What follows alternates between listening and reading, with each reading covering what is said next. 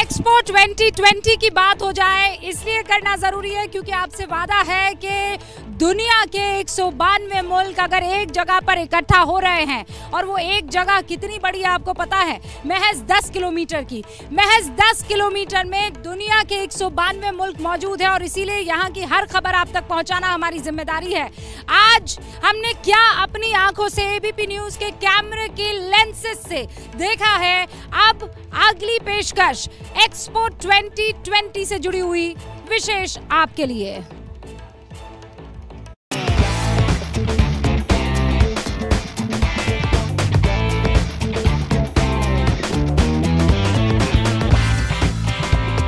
Dubai expo में आप पूरी दुनिया तो देख ही सकते हैं, लेकिन इसके साथ ही आप यहाँ चांद को छू भी सकते हैं।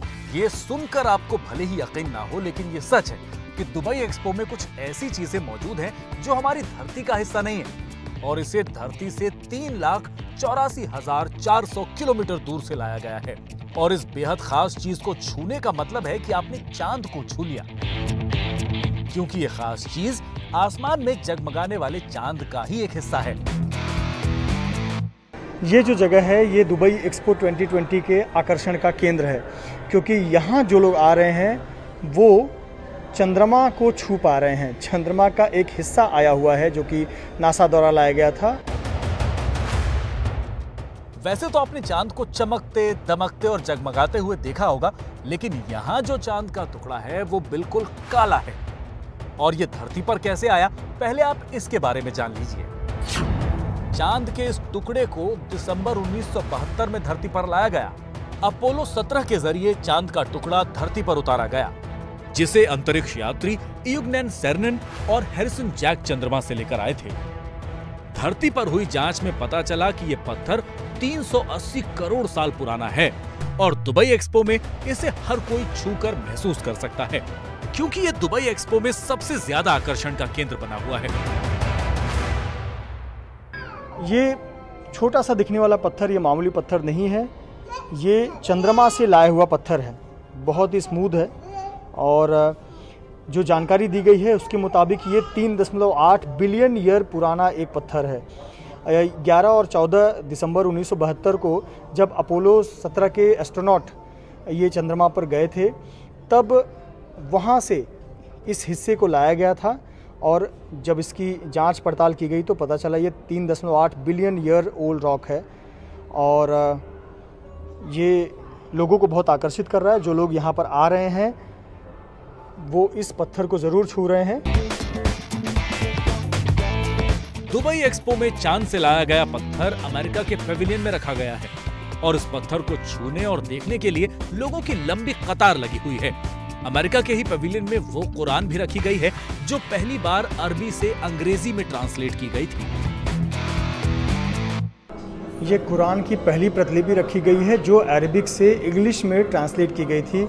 उस प्रतिलिपि को यहाँ पर रखा गया है और उसके बारे में यहाँ पर जानकारी लिखी गई है। Quran, the Quran of Mohammad translated into English immediately after the original Arabic with explanatory notes. तो ये पहली पुस्तक है जो अरबिक को इंग्लिश में ट्रांसलेट की गई थी, उसकी कॉपी यहाँ पर रखी गई है।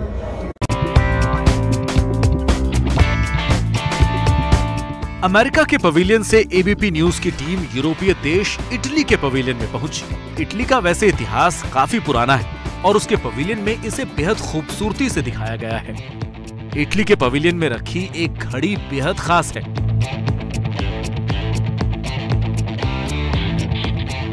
जब हम इटली के पेविलियन में आते हैं तो सबसे पहली नज़र हमारी इस मशीन पर पड़ती है, द परफेक्ट टाइम।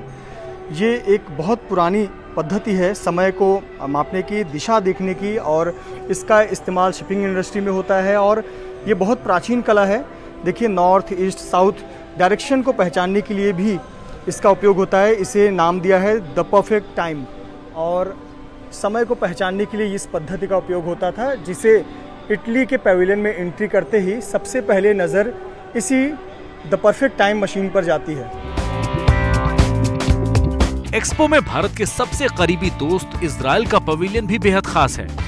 इजराइल चूंकि भारत का बेहतरीन दोस्त है, इसलिए उसका पवेलियन भी भारत के बिल्कुल बगल में है। इजराइल के पवेलियन में इलेक्ट्रॉनिक्स और डिजिटल तकनीक की हैरतअंगेज नमूने दिखाए गए हैं। इजराइल के पवेलियन में दिखाई जा रही कई ऐसी टेक्नोलॉजीज हैं जिनसे पहली बार पर्दा उठाया जाएगा और आने वाले वक्त में ये पूरी दुनिया में धूम मचाएंगी।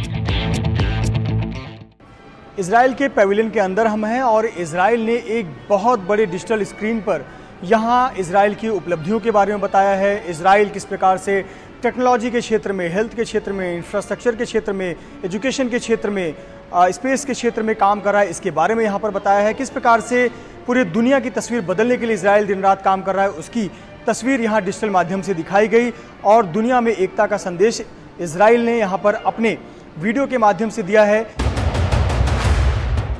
इजराइल के बाद आपको ले चलते हैं सेंट्रल एशिया के देश कजाकिस्तान के पवेलियन में। ये पवेलियन दुबई एक्सपो में दुनिया भर से आए स्टूडेंट्स का फेवरेट बना हुआ है।